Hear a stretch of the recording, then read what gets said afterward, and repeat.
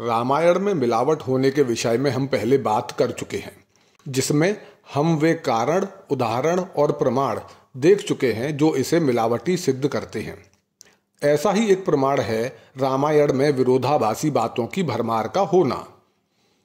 कोई ग्रंथ जब खुद से ही विरोधाभास दिखा रहा हो तो स्पष्ट हो जाता है कि उसमें कोई गड़बड़ हुई है, और जब यह विरोधाभास बहुत सारे और बहुत बड़े बड़े हों तो स्पष्ट हो जाता है कि गड़बड़ी भी बहुत सारी और बहुत बड़ी बड़ी हुई हैं।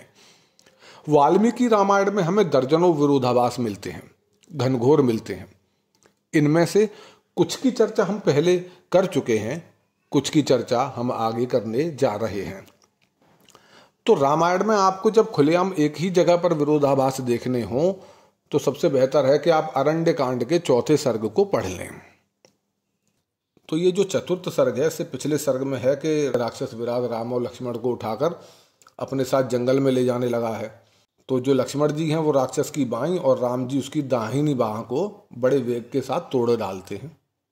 इन भुजाओं के टूट जाने पर मेघ के समान काला राक्षस व्याकुल हो गया और शीघ्र ही पर्वत शिखर की भांति पृथ्वी पर गिर गया। इसके बाद वो उसे लातों से, मुक्कों से मारते हैं, उठा उठा के पटकते हैं, ये वर्णन आता है। और वो बहुत सारे बाणों से और तलवारों से घायल हो चुका था और उसे बार बार रगड़ा जा रहा था, लेकिन वो फिर भी मरा नहीं। तो ये जो राक्षस है, लगता है कि जैसे कि मरेगा ही नहीं। इसके बाद श्री राम जी लक्ष्मण से कहते हैं कि यह राक्षस तपस्या से अवध्य हो गया है, इसे शस्त्र के द्वारा युद्ध में नहीं जीता जा सकता, इसलिए हम लोग निशाचर विराट को पराजित करने के लिए अब गड्ढा खोदकर गाड़ देते हैं, ऐसा राम कहते हैं। और फिर लक्ष्मण से कहते हैं कि हे लक्ष्मण, हाथी के समान भयंकर तथा रौद्र तेज वाले इस राक्षस के लिए इस वन में बहुत बड़ा गड्ढा खोदो। इस प्रकार लक्ष्मण को गड्ढा खोदने की आज्ञा देकर पराक्रमी श्री राम अपने पैर से विराट का गला दबाकर खड़े हो गए। अच्छा, राम जी की यह बात सुनकर राक्षस विराट ने श्री राम से बड़े विनय पूर्वक कहा कि हे नरश्रेष्ठ, आपका बल देवराज इंद्र के समान है। मैं आपके हाथों से मारा गया, मोहवश पहले मैं आपको पहचान न सका। तात आपके द्वारा माता कौशल्या उत्तम संतान वाली हुई हैं। मैं यह जान गया कि आप ही श्री रामचंद्र जी हैं, यह महाभागा विदेह नंदिनी सीता हैं और ये आपके छोटे भाई यशस्वी लक्ष्मण जी हैं। फिर वो आगे बताता है अपनी पुरानी कहानी को कि मुझे शाप के कारण इस भयंकर राक्षस शरीर में आना पड़ा था। मैं तुम्बरु नामक गंधर्व हूँ। कुबेर ने मुझे राक्षस होने का श्राप दिया था, यानी कि वो एक्चुअल में गंधर्व था जो कि श्राप के कारण राक्षस हो गया। जब मैंने उन्हें प्रसन्न करने की चेष्टा की तब वे महायशस्वी कुबेर मुझसे इस प्रकार बोले, यानी कि जब उन्होंने श्राप दे दिया फिर उसने उन्हें प्रसन्न करा, तब फिर कुबेर ने बताया कि भाई श्राप है वो कैसे खत्म होगा। तो वो बोलते हैं, हे गंधर्व, जब दशरथ नंदन श्री राम युद्ध में तुम्हारा वध करेंगे तब तुम अपने पहले के स्वरूप को प्राप्त होकर स्वर्गलोक को जाओगे, ऐसा उसे कहा गया है। अब वो ये बताने वाला है अगले में कि मेरे को ऐसा श्राप मिला क्यों था। तो वो कहता है कि मैं रंभा नामक अप्सरा में आसक्त था, इसीलिए एक दिन ठीक समय से उनकी सेवा में उपस्थित न हो सका। किनकी? कुबेर जी की। इसीलिए कुपित हो राजा वैष्णवण यानी कि कुबेर ने मुझे पूर्वोक्त श्राप देकर उससे छूटने की अवधि बताई थी। तब उन्होंने वो श्राप दिया और फिर बाद में जब मैंने उसे प्रसन्न करा तब उन्होंने बताया कि मेरा मुक्ति कैसे होगी। तो शत्रुओं को संताप देने वाले रघुवीर, आज आपकी कृपा से मुझे उस भयंकर शाप से छुटकारा मिल गया। आपका कल्याण हो, अब मैं अपने लोक को जाऊंगा। यानी कि अब वो उसी तरह से मारा गया है तो अब उसका कल्याण हो गया है, अब वो अपने लोक को जाएगा। हे रघुवीर, आपका भी कल्याण हो जो आपने मेरा इतना कल्याण कर दिया। फिर आगे वो उनकी भलाई के लिए भी कुछ चीजें बताता है ताकि रघुवीर का भी कुछ मदद हो जाए। तो क्या कहता है कि तात, यहां से 1.5 योजन की दूरी पर सूर्य के समान तेजस्वी, प्रतापी और धर्मात्मा महामुनि शरभंग का निवास है। उनके पास आप शीघ्र चले जाइए, वे आपके कल्याण की बात बताएंगे। श्री राम, आप मेरे शरीर को गड्ढे में गाड़कर कुशल पूर्वक चले जाइए। मरे हुए राक्षसों के शरीर को गड्ढे में गाड़ना यह उनके लिए सनातन धर्म है। जो राक्षस गड्ढे में गाड़ दिए जाते हैं उन्हें सनातन लोकों की प्राप्ति होती है। श्री राम से ऐसा कहकर बाणों से पीड़ित हुआ महाबली विराट उस शरीर को छोड़कर स्वर्ग लोक को चला गया। अब इसके अगले श्लोक में देखिए क्या लिखा है। हालांकि जिसने इसको हिंदी में ट्रांसलेट करा है उन्होंने कोष्टक में लिख दिया है इस चीज को कॉन्ट्राडिक्ट ना करे कि वह किस तरह गड्ढे में डाला गया, यह बात अब बताई जाती है। लेकिन असली जो श्लोक है उसके अंदर ऐसा कुछ भी नहीं लिखा हुआ है। असली श्लोक केवल यहीं से शुरू है जो मैं अब आपको पढ़ा रहा हूं। उसकी बात सुनकर श्री रघुनाथ जी ने लक्ष्मण को आज्ञा दी। लक्ष्मण, भयंकर कर्म करने वाले तथा हाथी के समान भयानक इस राक्षस के लिए इस वन में बहुत बड़ा गड्ढा खोदो। अब यहां पर आप कॉन्ट्राडिक्शन समझ रहे हैं, पहले भी यही बात शुरू हुई थी, अब फिर से वहीं से रिपीट हो रही है। इस प्रकार लक्ष्मण को गड्ढा खोदने का आदेश दे पराक्रमी श्रीराम एक पैर से विराट का गला दबाकर खड़े हो गए। फिर से कॉन्ट्राडिक्शन आप देखिए। तब लक्ष्मण ने फावड़ा लेकर उस विशालकाय विराट के पास ही एक बहुत बड़ा गड्ढा खोदकर तैयार किया।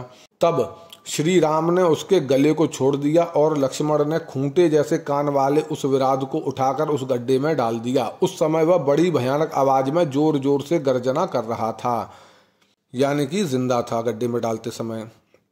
युद्ध में स्थिर रहकर शीघ्रता पूर्वक पराक्रम प्रकट करने वाले उन दोनों भाई श्री राम और लक्ष्मण ने रणभूमि में क्रूरतापूर्ण कर्म करने वाले उस भयंकर राक्षस विराट को बलपूर्वक उठाकर गड्ढे में फेंक दिया। उस समय वह जोर जोर से चिल्ला रहा था। उसे गड्ढे में डालकर वे दोनों बंधु बड़े प्रसन्न हुए। तो यह सारी कहानी है इस चौथे सर्ग की।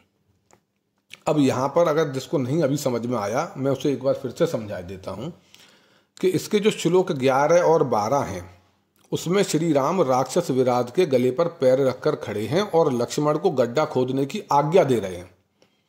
इसके बाद के श्लोकों में विराट श्री राम को अपनी कथा सुनाता है, श्राप के बारे में बताता है, राम को शरभंग मुनि के पास जाने की राय भी देता है, यानी कि अच्छी प्रकार से बात हो रही है, झगड़ा सुलझ गया है, सब एक दूसरे को पहचान गए हैं। लेकिन श्लोक 25 और 26 पर आकर जो स्टोरी है वो फिर से अपने पुराने पॉइंट पर बैक हो जाती है। फिर से श्री राम विराट के गले पर पैर रखकर खड़े हैं और फिर से लक्ष्मण को गड्ढा खोदने की आज्ञा दे रहे हैं। और इसके बाद की स्टोरी में वो उसके प्रति थोड़े से रूड हैं, और उससे पिछला जो चलन चला भी स्टोरी का, उसमें वहां पर दोनों में आपस में बड़ी मित्रवत बात हो गई है। अच्छा, इसी सर्ग में एक और जो बड़ा झोलमाल है वो यह है कि श्लोक 23 के बाद आप देखते हैं कि विराट मर चुका है, गड्ढा खोदने से पहले ही मर चुका है। लेकिन आगे के जो श्लोक हैं 28 और 29, उसमें क्या लिखा है? उसमें लिखा है कि विराट गड्ढे में डाले जाते समय जोर जोर से गर्जना कर रहा था, यानी जिंदा था। आप यदि इस सर्ग को ही ध्यान से पढ़ लेंगे तो समझ जाएंगे कि एक से अधिक भिन्न व्यक्तियों ने अलग अलग समय में इसमें जोड़ घटाव किए हैं। ऐसा तभी संभव है जब एक ही घटना पर दो भिन्न लोगों द्वारा लिखी कथा को जल्दबाजी में मिलाकर किसी एक ने लिख दिया हो। तो देखा जाए तो इस सर्ग के श्लोक 9 से लेके 23 की कथा और श्लोक 24 से लेके 29 की कथा एक ही घटना का एकदम भिन्न वर्णन करती हैं। एक में राम और राक्षस में अच्छी प्रकार से बात हुई है, मित्रवत व्यवहार हुआ है, राक्षस खुशी खुशी प्राण त्याग देता है और बाद में उसे गड्ढे में डाल दिया जाएगा। लेकिन दूसरी में कोई मित्रवत भाव नहीं है, राक्षस मरना नहीं चाहता, इसलिए गड्ढे में डाले जाते समय जोर जोर से चिल्लाता भी है, और इसमें बड़ा रूड रहते हैं राम और लक्ष्मण उसको मारे जाने के समय में। तो फिर स्पष्ट है कि इनमें से एक हिस्से को तो आपको मिलावट मानना ही पड़ेगा, यानी कि स्पष्ट मिलावट हुई है। एक ही सर्ग के अंदर ये मिलावट हमें एकदम क्लियर दिखाई दे जाती है। तो एक मिलावट आपको एक नई मैंने ये बता दी। तो चलिए अब आगे ऐसी ही एक और मिलावट को देखेंगे। इसमें इस बात को लेकर गड़बड़ है कि श्री राम के द्वारा खर दूषण के मारे जाने का समाचार और सीता हरण का सुझाव रावण को किसने दिया, रावण की एंट्री किस तरह से होती है रामायण में, इसको लेकर भी विवाद है। और रावण ने जब मारीच के मुख से श्री राम की शक्ति का गुणगान सुना तो वह भयभीत होकर सीता हरण की मंशा त्याग कर अपने महल को भाग गया, या वो क्रोधित हुआ और मारीच को फटकारते हुए उसने सीता हरण के अपने निश्चय को और दृढ़ कर लिया। यह चीज अब हम आगे देखते हैं।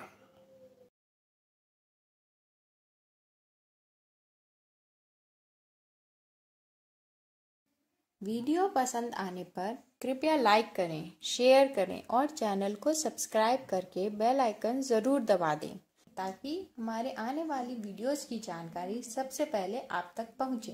धन्यवाद।